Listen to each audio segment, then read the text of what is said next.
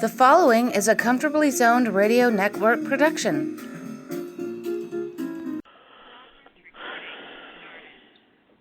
Thank you, Terry Olson. I am back. You're comfortably zoned with the Zigzag Man, the Tokin Jew, in Alameda, California. I am the luckiest guy in the world. I talk to the most interesting people on a regular basis. And tonight, 3 out of 4 of the Fab Four are here. Hal Bock? I'm here. Geoerge Case III? Good evening, everybody. And Alan Blumkin. In the words of Mel Allen, hello there, everybody. Melvin Allen Israel. Yes. From the South, a Jew from the South.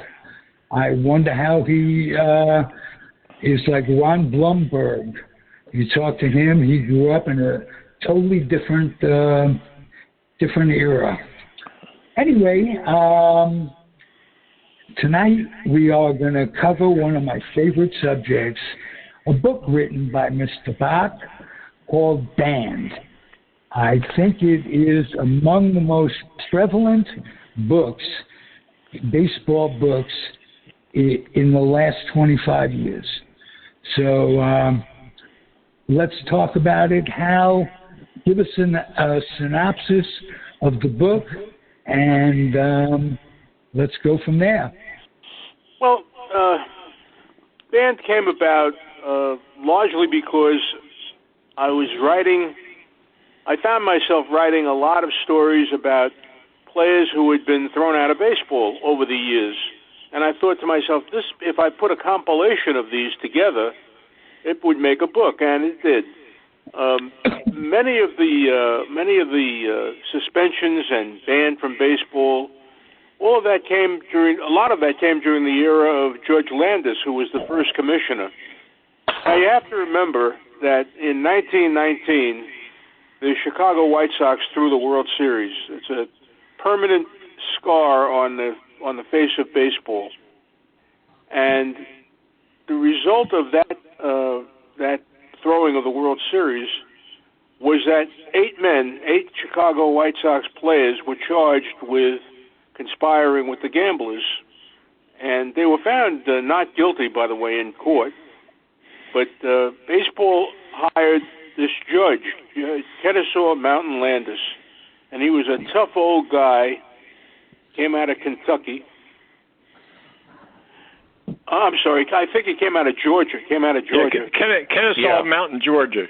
Yeah. Right, that's correct. And he cracked down. He said even though the 8 Black Sox players were found innocent in court, they weren't innocent in his court, and he banned them from baseball. And it got worse after that because guys were getting thrown out of the game left and right. And that's the genesis of the book. And modern players have been thrown out as well. I mean, Alex Rodriguez sat out a season for using steroids. And Pete Rose is still waiting to be reinstated. He's only been thrown out since 1989 for gambling. So there's all kinds of stuff over the years that has offended baseball, and the commissioner has cracked down. Now, the interesting thing about that is, before we got on the air tonight, I was reading a story about a trial that's taking place in California. A young pitcher named Tyler Skaggs overdosed on drugs and died in his hotel room a couple of years ago. And they determined that he was getting drugs from a California Angels employee who's on trial right now. And one of the witnesses at the trial took place today was Matt Harvey, an old Mets pitcher. He's now pitching, I think, with the Orioles. And he testified that Matt Harvey, had taken drugs in the dugout and in the clubhouse. So I don't know what they're going to do about him. He may wind up being suspended as well. But I was shocked that he admitted to this terrible thing that he did. And this has gone on throughout the years. Guys have been suspended for all sorts of things, banned from baseball. One of my favorites is Dickie Kerr, who was a pitcher with the White Sox, with the 1919 White Sox. So he was clean. He did not throw any games. He won a couple of games in that World Series. And Dickie Kerr was banned from baseball because he held out. He wouldn't sign a contract. And the Judge Landis, said, "You're out. You're out of the game." And they welcomed him back a couple of years later, but he was not the same pitcher. But he stayed in the game. He stayed in the game as a coach, a scout. He did all sorts of stuff around the baseball. And in the 1940s, he found himself coaching in the St. Louis Cardinals organization. And the Cardinals had a young pitcher, a left-hander, who went after a bunt in a game and dislocated his shoulder. Now, sports medicine in the 1940s was not what it is in the 2000s, where they'll put you back together in no time. And his shoulder was in bad shape, and he decided he couldn't pitch anymore. He said he was going to quit the game, and he went to his coach, Dickie Kerr, and he said he was leaving baseball. And Dickie Kerr said, "You're a pretty good hitter. Why don't you try another position?" So they put him in the outfield, and that's how Stan Musial got his start. Stan Musial became one of the greatest hitters in baseball history. So that's one of my favorite stories in band, and there are a lot of other stuff. There are a lot of other interesting stories about guys who got themselves thrown out. But that's one of my favorites. That's a great story. Hal, did you mention George Steinbrenner in the book? Sure, absolutely. He got suspended twice. Right. Were they just suspensions, or were they? I think one was a lifetime suspension, and they reneged on that. Was it just to renege, or was this suspension just? Well, the first one was for illegal contributions, campaign contributions, to Richard Nixon's presidential campaign. And that one lasted a couple of years, and he was welcomed back into the game. And then, some years later, he signed a player who later wound up in the Hall of Fame named Dave Winfield. And Winfield was a pretty good player for the Yankees. He did okay, except that he had stretches when he went into slumps. And that angered Steinbrenner because he had a lot of money invested in Dave Winfield. And Winfield had a foundation, and a local gambler named Howie Spira, strange little fellow, approached Steinbrenner, and he said he had some dirt on Winfield. And Steinbrenner rubbed his hands together. That was great. He was going to get out of this very expensive contract with a player who he was getting to despise because he wasn't delivering at the level that some of the other Yankee hitters in that era were, like Reggie Jackson, for example. And so Steinbrenner gave Howie Spira, $40,000 or something like that, to get some dirt on Winfield. And that whole scheme blew up in his face, and Steinbrenner got himself suspended again, this time by Fay Vincent. The first time he was suspended was by Bowie Kuhn. So he was suspended by Fay Vincent, and that lasted about 2 years, I guess, maybe 3 years, and he was welcomed back into the good graces of baseball. The interesting thing is the team did very well when he was out of the picture. Mm-hmm. I think it was Stick Michaels who kind of led them at that time. Alan Blumkin were no better. Yeah, well, once he got out of there, because the team wound up in the World Series in '81, the split season, because of the strike during that year, and he let Reggie Jackson go as a free agent. He went to the Angels, and 81 was the only year that Winfield and Jackson played together. And Steinbrenner decided he was going to take power away from the Yankees and converted them into a running team. So he signed free agents that couldn't hit, but they could run. So when he got suspended, the substitutes took over, and the team wound up winning. The 80s weren't a very good decade for them. They didn't win until 96. But what happened the second time was that Gene Michael was put in charge, and he was suspended. And during the time he was suspended, Steinbrenner was suspended, they brought up the core four.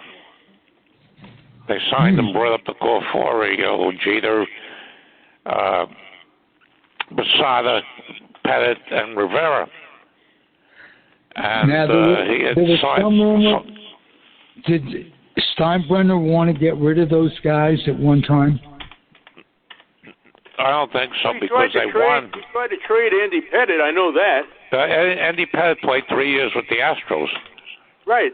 Yeah. Well, I thought he signed as a free agent, didn't he? Yeah. Yeah. Okay. George Case III, your dad played in the majors in the 30s and 40s.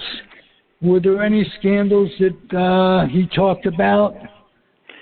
Not that I can recall, Ralph. Now, there might have been, but you didn't have the same kind of press that you have today. So anything that happens like that, you really get it in the newspapers or radio or TV or whatever. But I have a question. There were guys, I guess, that were suspended, but I have a question for Hal about that. Is a suspension and a ban the same thing, or are they different, and who makes that decision? No, they're different. I mean, a suspension, the judge suspended Babe Ruth, for example. Now, he went after a pretty big name. He suspended Babe Ruth because the Babe went on a tour after the season, and the judge had barred postseason tours. Right, that was in 1927. That was the barnstorming tour, Geoerge and Ruth. Right. And he suspended him, and if you that was in 1921. That was for the 1922 season. He missed the first month. Whatever year it was. I know he missed a chunk of games, but he welcomed him back, and he came back. His numbers were still very good for that season, but they were not as great as they were in the other seasons that the Babe was playing for the Yankees. So that was a suspension. A ban is what they did to Pete Rose. Pete Rose is banned from baseball. And now Hal, is he banned from baseball based upon Giamatti's decision? In other words, can Manfred overturn that ban? Yeah, he's gone before. He went before Selig, who was the commissioner before Manfred. Right. And he requested that the ban be turned back, and Selig refused. So the other and the same thing with Manfred. He asked Manfred to be reinstated, and Manfred refused. So they've upheld Giamatti's ban all these years, and that happened in 1989, and this is 2022. So we're talking about 30-odd years. Now, there are people who rob banks and kill people and rape people who will get out of jail in less than 30 years. But Pete Rose is still in baseball jail, and I'm afraid he'll never get out. How, in theory, could Joe Jackson be reinstated? Sure, in theory he could, but there's no one to testify for Jackson today. Jackson's long gone. The players who played with him are long gone. So he's just a footnote to history, even though when he played, he was one of the best hitters in baseball. Right. So in theory, I'm just trying to play devil's advocate because I really don't know. But in theory, Manfred or whoever the commissioner is can say, well, there's nobody to testify on his behalf, but knowing what we know today and the players were found innocent, I'm overturning the banning of Joe Jackson by Judge Landis. I am now the commissioner. It's my decision. Can that happen? It could. I think it could. I don't know that it would, but I think right. I don't know what it would either. I'm just throwing it out. So yeah, I think it's within his right to do that. It's like commuting the sentence, you know. Right. But right. It's long past the time that it should have happened, because Joe Jackson in 1919 had a hell of a World Series. Right. He was the leading hitter in that World Series. So was he fixing games? I don't know.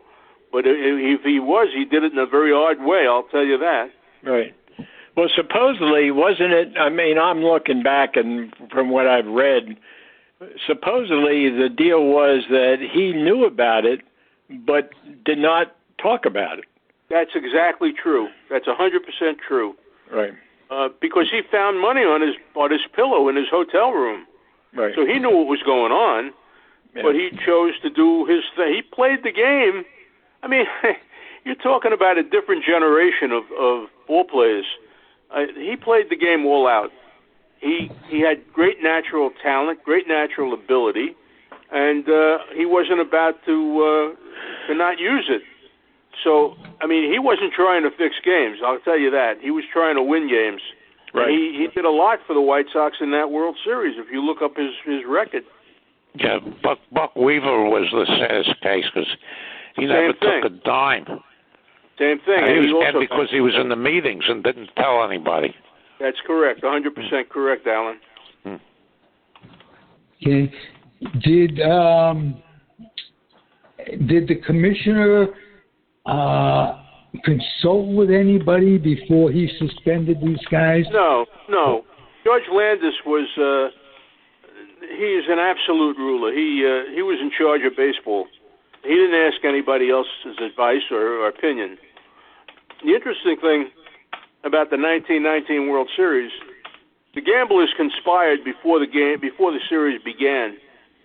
And there was some question about whether the White Sox would go along right up until game time of Game 1. And the tip-off was going to be that Eddie Seacott, who was the starting pitcher for the White Sox, a great pitcher, if he hit the first batter, that meant the fix was in. And sure enough, right between the numbers, he plunked this guy, whoever it was, I don't remember. But that was the tip-off that they were going to fix the World Series. Now, it went back and forth during that series because the money wasn't coming as quickly as the players wanted it. So there was a period there in the third or fourth game where they didn't fix the game. They won the game. And Lefty Williams, who was one of the conspirators, was threatened. His life was threatened. And he was genuinely scared that these guys would commit mayhem. And so it went back. That series went back and forth, but ultimately it was a fixed World Series, and remains today as one of the real scars on the history of baseball. Now we're doing it pretty good right now with the lockout. That's a pretty good scar, isn't it? Yeah. I just was going to bring that up, Hal. Where do we stand on that? I looked at it this morning, and it looks like we're nowhere. That's where we are, nowhere. Right. Today was, you know what today was? Today is February 15th. This pitchers was the and day catchers, that right. Pitchers and catchers was supposed to report. Right. Nobody reported today. Yep. And I don't know when they will. As far as I read something this morning that they're no longer planning to pay the minor leaguers. Is that right? I didn't see that. Yeah. This is for someone who's past the age of young, like the four of us. This is really a slap in the face to the fan, to the former player, to the son of a player, to whoever loved the game.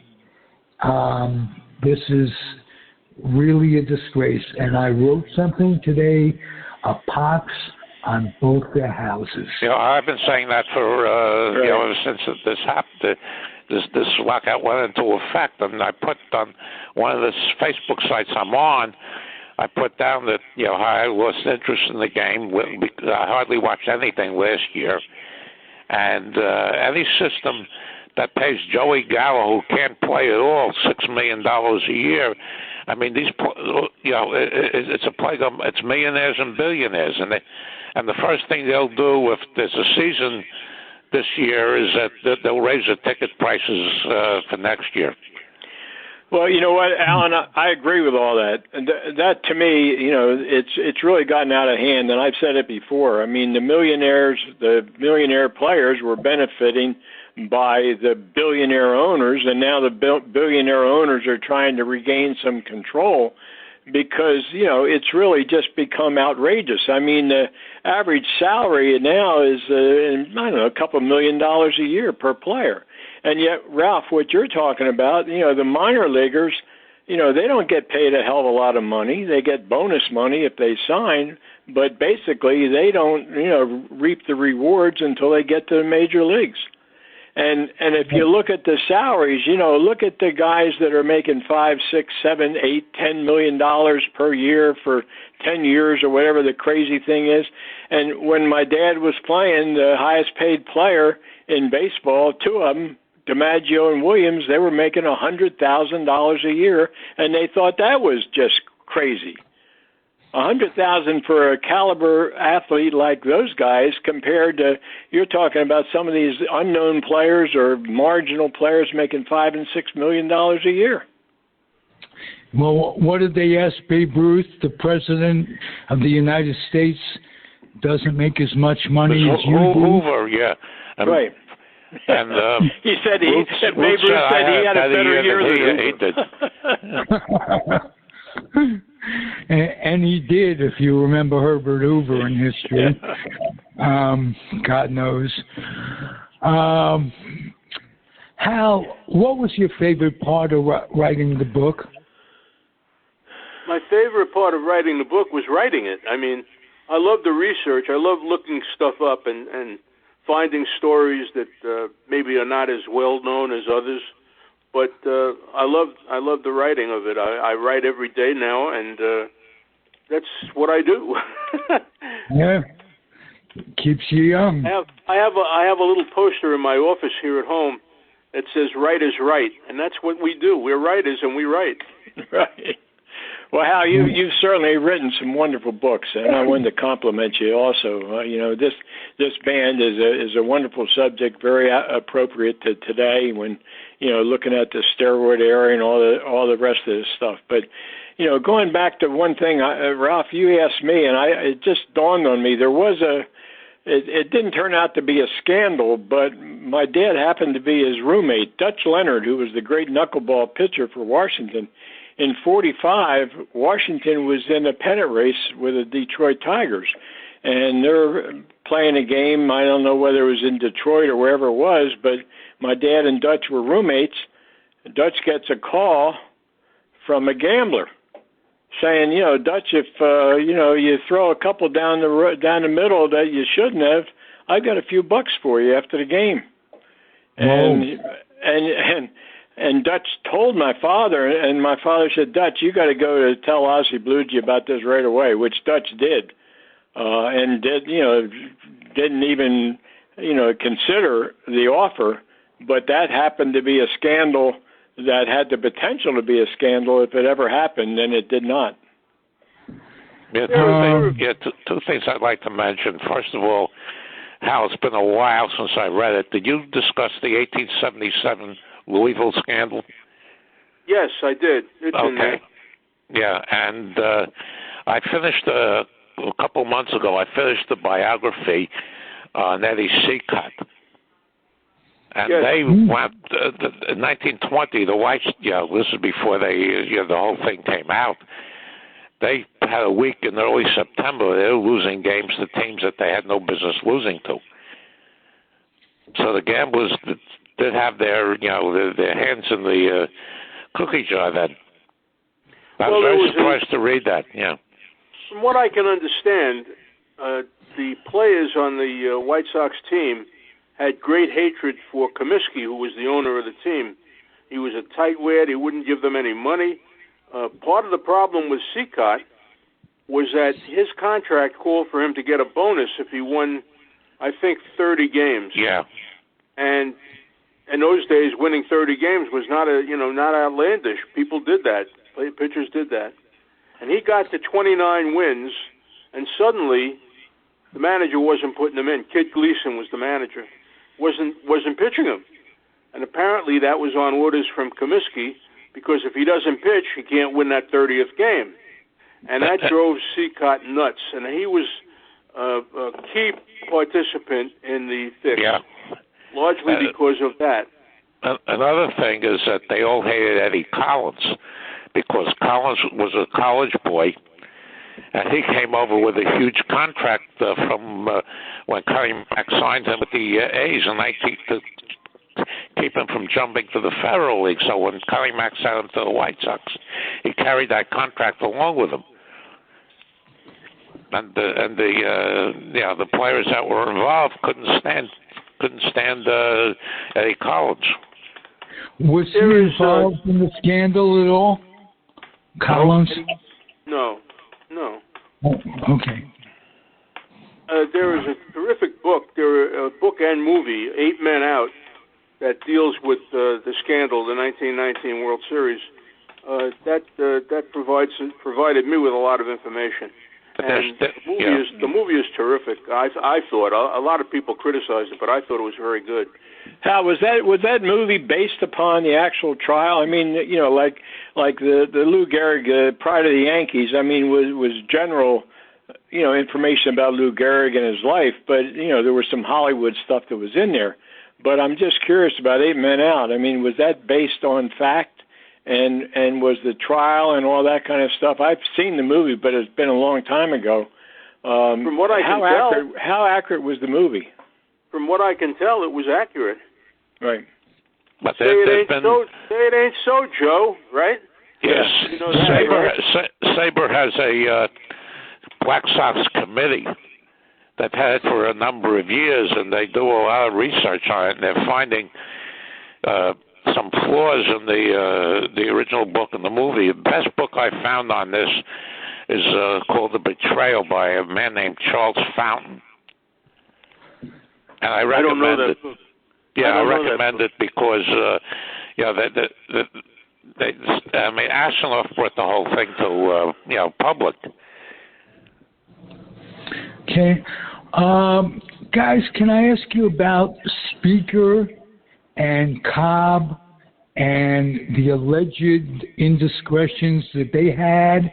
And I don't remember, Hal, did you cover that in your book at all? No, I didn't cover it in person either. No.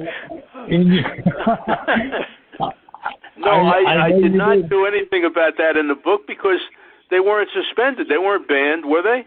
No. So that didn't qualify.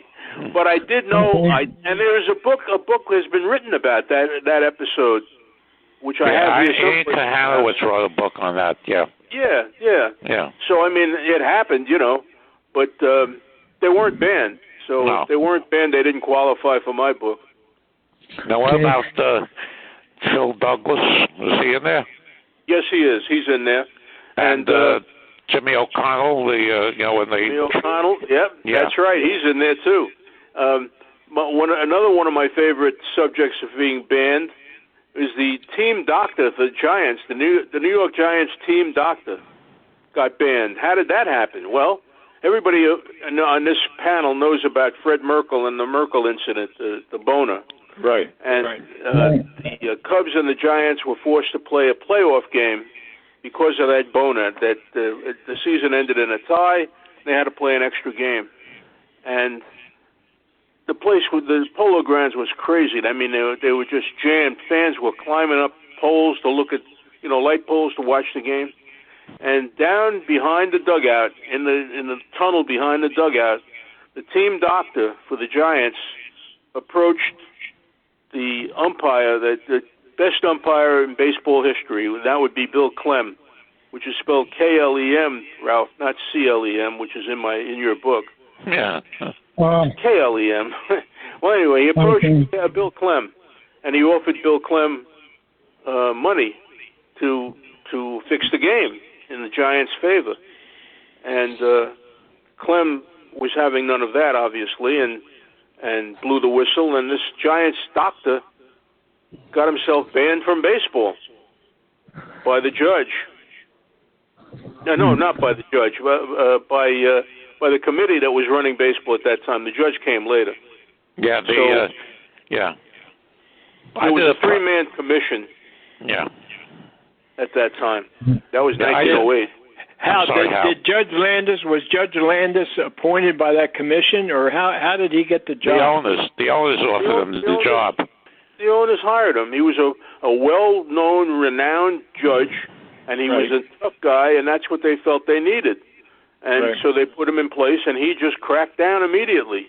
What ran baseball before Landis was a 3-man commission consisting of the president of each league and the Cincinnati Reds owner, a man by the name of Gary Herman. And Herman would make decisions in favor of the American League. So a number of the National League owners, particularly Barney Dreyfuss, who owned the Pirates, hated his guts. And they realized that they needed somebody like Landis because of what happened with the World Series. And they hired Landis after 1919, and the rest is history. One thing I want to mention is I did a presentation at a local meeting a bunch of years ago on, I called it The Crucifixion of Fred Merkle. And the one who should have been blamed for that whole thing, they lost 5 games after that game. They lost 2 of the 6th place Reds, and the Phillies had a pitcher named Harry Kovaleski, who beat them 3 times in the last week. And John McGraw knew this because Johnny Evers had tried to do this play in a game 3 weeks earlier, and with the same umpire, and they allowed the hit. Yeah, was it McGraw knew about this, and he didn't tell the team to run out everything, and they wound up getting a tied game. I mean, the whole thing was, McGraw, of course, owned the media, which was just the newspapers at that time. But McGraw forgave Merkle, and in fact, saw to it that he got a raise the next season. Yeah. But the whole thing was, there were a lot of parts to it. Yeah, but supposedly, if I remember correctly, Merkle did not run out and touch second base or something. Yeah. Right? Yeah, exactly. Okay. Exactly. And the same thing happened 3 weeks before in a game with the Pirates. The Pirate player didn't go run to second base, and Evers, they were playing the Cubs, and Johnny Evers, who started the whole thing with the Merkle thing, tried to do that 3 weeks before, and with the same umpire, and it was not, they didn't call him out in the Pittsburgh game. Well, that set the stage. That set the stage for the Merkle event. Yeah. And I presented as what the lawyers call selective prosecution. Right. If you're not enforcing a rule for the first 120 games or whatever, you don't start enforcing it, toward the end of the season. Well, that's like basketball. A foul in the last 2 minutes is a foul in the first 2 minutes. But it's not always called that way. Well, look at the Super Bowl the other night. I mean, they didn't call anything for 2 quarters, the first half, and then at the end they start calling everything. Very strange business, this sports, Oh yeah. Now, well, I read something today, or something about, maybe it was yesterday, about the inability of baseball to market the game, where they come up with this new rule on the DH and all that stuff for both leagues, but they come up with this and the negotiations during the Super Bowl. So instead of marketing baseball, they're taking a backseat again to football. Well, baseball doesn't know how to do anything when it comes to any of that kind of thing. They have absolutely no ability to ever get anything right. Right. Yeah. Let me ask you guys, if Pete Rose had shown any penance whatsoever, do you think he'd be reinstated by now?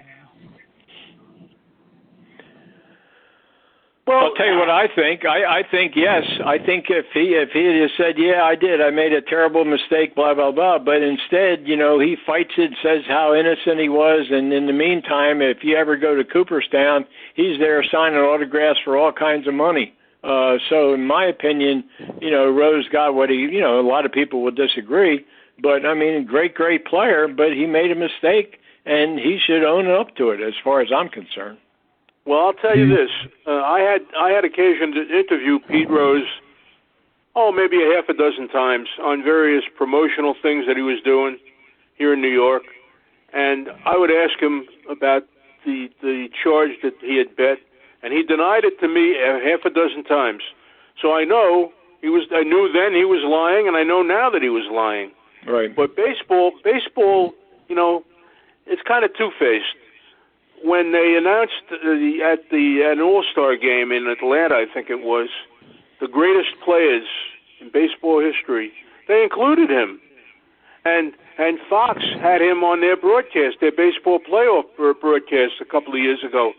So he's banned, but he's not banned, Right. And that's kind of two-faced, and I don't agree with that. Should he be back in baseball? I think he should have been reinstated some years ago. I thought he paid the price for a very bad mistake that he made, but I think he should have been reinstated. Now, because baseball and all the major sports are in bed with the DraftKings and the FanDuels. Yeah, that's another thing.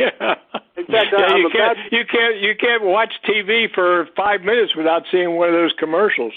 They just legalized it up here. And now they got Drew Brees doing them, and they got the Mannings doing them. Yeah. I mean, it's crazy. I'm about to write a column about that because for 100 years, every time you mentioned the name of the city of Las Vegas, baseball, not only baseball, football particularly, would shudder.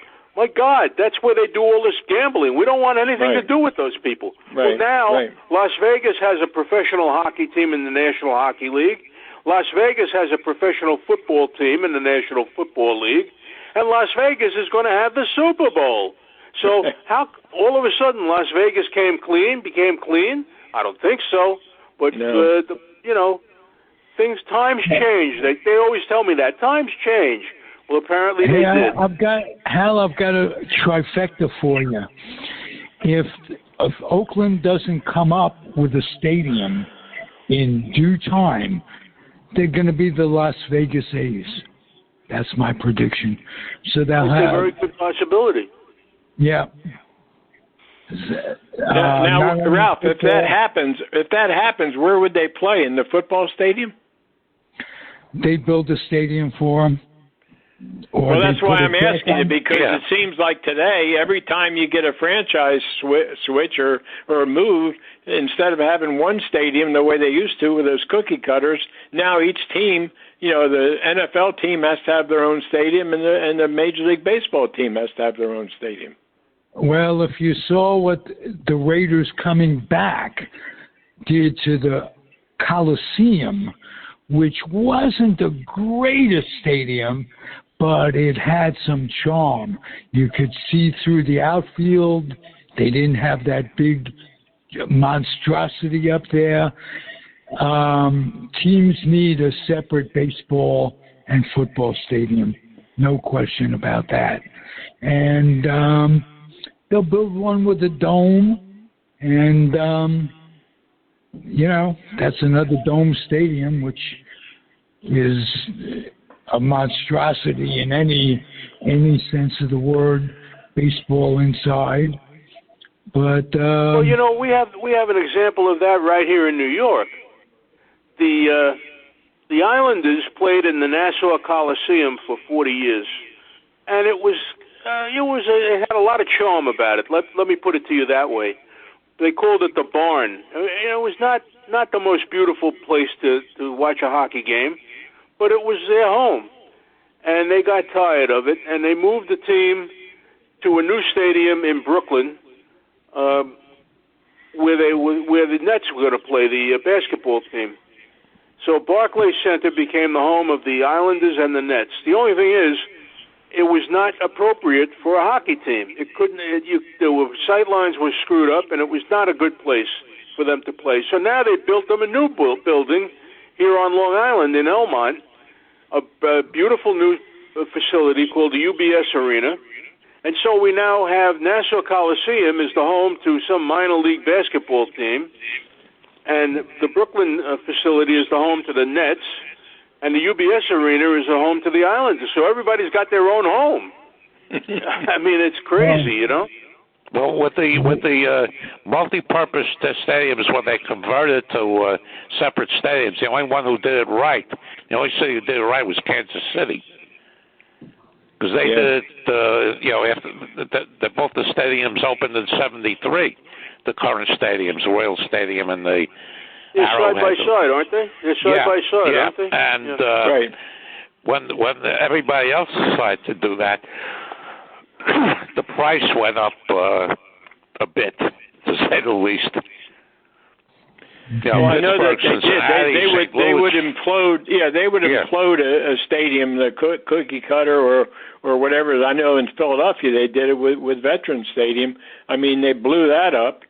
And then they built the two new ones. They built Wells Fargo Center on where the Veterans Stadium used to be, and then they built JFK Stadium, and then they built Lincoln Financial Field for the Phillies. I mean for the Eagles, and they built PNC Citizens Park Bank, for the Phillies. Right. So now they got three stadiums within an area that a couple years ago they had really one, and then they had the Spectrum, which was the basketball hockey arena, which was very small compared to the way it is today. But now with their naming rights and all the other kind of stuff, where they used to have the fans and the bond issues and the taxpayers are going to be hit with a huge amount of money. Well, now these new stadiums, for the most part, I think are being built for the naming rights of millions and millions of dollars by whatever the sponsoring entity is. Yeah, because I spent, when I was in Pittsburgh in the early 60s, I spent a ton of time at Forbes Field. That was my second home. Right. And I got into there, the last year there was 1970, and a friend of mine and I were making a baseball trip in 71. We got to Pittsburgh, and the seats were we got in there because one of the gates was open. I wish I had a camera for this. The seats were broken. There were weeds all over the place. So I started actually to cry a little bit. And when they blew up Three Rivers Stadium, I didn't feel anything. It's just like I tell people with Yankee Stadium, the old one was a shrine. Yep. This one's just another ballpark.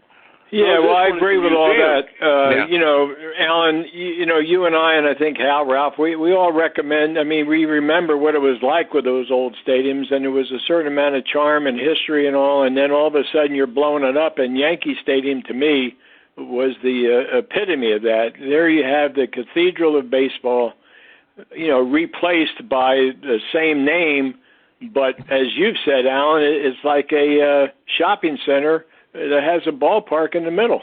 Yeah, exactly. Yeah. They did because the old stadium, they couldn't build luxury boxes in the old stadium. Right. Well, know what gets me? I'm sorry.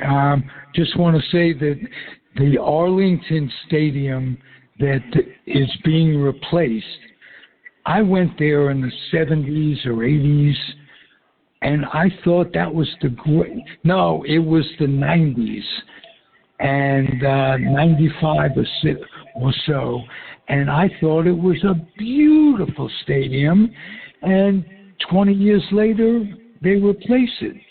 Right.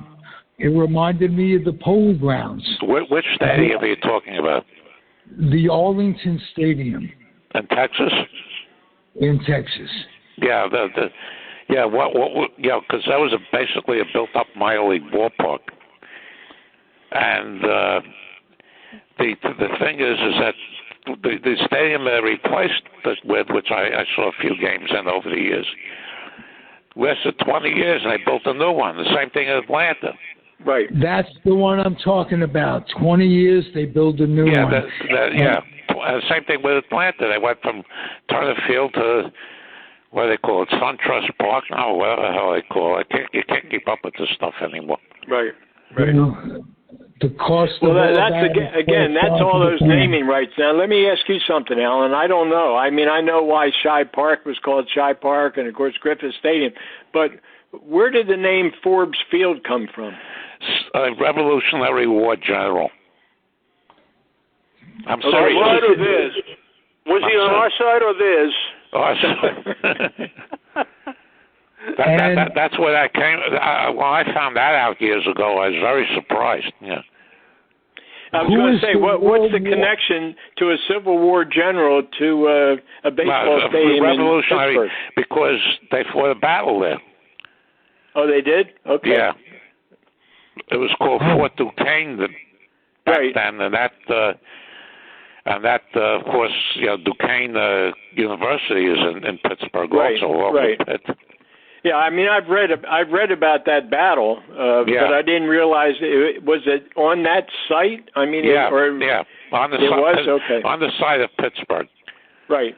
Yeah. Yeah, that general area, right. Yeah, and Forbes Field opened up in 1909. So, I mean, it wasn't all that far gone, but now they change the corporate names every time. In fact, I once suggested while I was working for the Transit Authority before I retired that they should sell naming rights to some of the big stations. Right. And they didn't want to do that. I put a suggestion. Right. Could have generated revenue, which they need all the time anyway. But yeah. But St. Louis, the old St. Louis Park went from Sportsman's Park to Busch Stadium.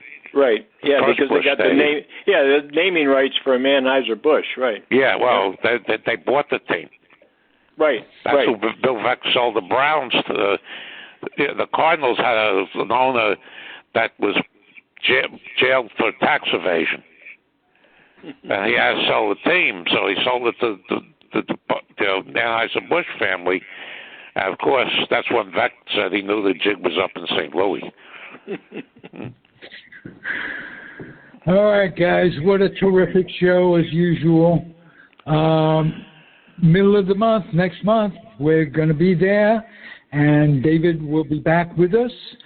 Hal Bock, thank you. Geoerge Case III, thank you. My pleasure, and thank you. And thank Alan you. Blumkin. Thank you very much. This is very, very enjoyable. I enjoy you guys' company, and we get to commiserate a little bit about the way baseball is today as opposed to the way it was yesterday. And sometimes I like to end the show by you guys will go around the room real quickly. What's good about today's game that you really like, even though it's not yesterday's game? Can I go first? Can I go first? Yes. Can I go? I'd like to go first. Okay. Can I? Are you want to know what's good about today's game as compared to yesterday's game? No. Yeah. Is there anything nothing that you like about it? Nothing. Zero. Nothing. Okay. That's my answer. All right. George, do you find anything at all enjoyable? Well, I don't find anything enjoyable about the game. I agree with Hal. Except I would say, and this is my own personal opinion, the athletes today are remarkable. I mean, I've seen some plays and that kind of thing with the athletes today. Their skill level is great. But as far as the mechanics and as far as the game itself, no, it doesn't appeal to me whatsoever. Okay. Now, I assume you're including the universal DH, both of you guys. Yeah, well, you know what? I have to laugh about that because all this stuff talking about it, I mean, that was inevitable. I mean, once you open the door and the DH goes into one league, it's inevitable that it's going to go in both leagues. Now they're making a big issue of it, but, saying, oh, what a great thing we've done. Well, but that's what the DH in the American League has been, 25, 30 years? I don't know. 50 years, almost 50 years. At least years. Okay. 1973 was the first year they had that in the American League, yeah.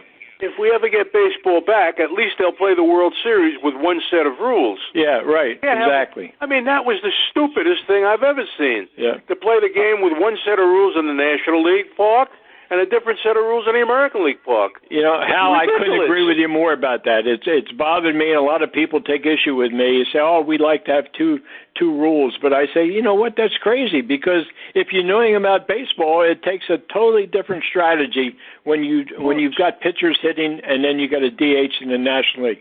The American League, totally different. And now you're going to have it both ways. And so, hey, you got guys that are broken down. They can't play in the field anymore, but they can still hit. And if you've been an athlete, that's what happens a lot of times. Your skill level goes down with age, but you still have that eye and you still have that ability to hit. And now, you're going to have the same thing in both leagues. I agree. One set of rules for everybody. I think I prefer that. Although I would prefer no DH at all, but that's never going to happen. So this is what we live with. Exactly. Well, Hal or George, I do definitely agree with you on the skill level of the players. The incredible plays, you see the acrobatic plays. Right. It's like you're watching Ozzie Smith 4 or 5 times a game. Yep. Let me say this to you. I agree with you to a certain extent, but I have 2 words for you. You know what the words are? Willie Mays. He played 50 years ago, but right. You ought to watch some of the plays he made. No, I agree with that, Hal. I agree, absolutely. You take a Mays or you take a Roberto Clemente. Those guys, those 5-tool players, they were terrific. Yeah. But all I'm saying is that when you look at the skill level with the guys that are making some spectacular plays, the guys today are a little bit bigger, faster. Their nutrition is different. Their strength training is different. So that's what it is about the game today. But as far as the game itself, drives me crazy because, to me, the fundamentals, and I've said this over and over again, they forget about fundamentals. They just go out there and try to hit the ball out of the park. Exactly. I feel the same way as Alan Blumkin. Okay, I feel the same. Yeah, I think Hal gave it too high a rating with 0. No, I put down. I said I became an avid follower in 1951 when I was 8 years old, and I never thought anything would drive. It's a combination of things. Not only the game on the field, the idiot owners want 14 playoff teams. Right. Oh yeah, isn't that great? Yeah, so you can have it you can have it in December. They can play. Maybe they can play some games in Buffalo or Green Bay. That's right. Yeah. That's incredible. When you think of it, there were 16 teams, and now they're playing 14 playoff games. Yeah, and I don't think it's going to be settled by the next time we get together. It better be. I'm getting, on behalf of all the people whose time is limited, and that's 100% of us. They don't care. They don't care. That's the whole thing about it. Yeah. And these fans who really, a lot of these fans now, they think that these teams and players care about them. That's nonsense. Yeah. No, they don't. I can tell you that. They absolutely don't. Not when they're making $10 million a year and somebody sitting in the stands is barely getting enough money to put food on the table. Yeah, and as I said, if and when this is settled, if they do play this year, next year, all the teams are going to raise their ticket prices. Right. Yep. Yeah. All right. Well, let's hope by next month, the middle of the month, it will be settled. They should be in spring training by then. And, maybe we'll have a semblance of a season. Who knows? Hal, thank you. George, thank you. And, my pleasure. Al, you're a mainstay. All of you guys. This has been 4 or 5 years of us talking about life and baseball. It's been terrific. Only thing missing from tonight's show was David Hubler, who actually did the editing, and Clem snuck by him. How about that? Keep that in mind, Hal Bock. Okay.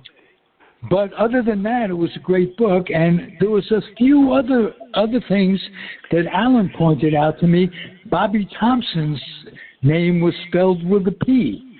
Yeah, my name was spelled a couple of times with 2 L's, my first name. Great. All Blumkin, and you are all city Blumkin. How about that? Yeah. All right. Be well, guys. Yep. Okay. Good night, everybody. Everyone. Thank you. Take care. Bye-bye. See you Wear next your week. masks and Next stay month. healthy. Next month it is. Adios. The proceeding has been a Comfortably Zoned network production. You are advised to keep your dreams wet, your humor dry, your children and grandchildren out of military recruiting offices, and off the laps of clerics who wear dresses. Thank you for listening, everyone. Happy trails.